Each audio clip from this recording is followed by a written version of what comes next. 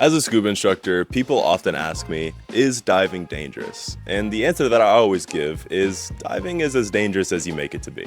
Now, if you have like 3 or 4 trained divers doing a shallow dive over a reef, the risk is pretty minimal. But if you're feeling froggy and you want to go do a solo cave dive on normal scuba gear, the risk suddenly increases quite a bit. That's why dive planning and risk mitigation is such a huge and important part of scuba training. Plan for the worst, handle it at your best.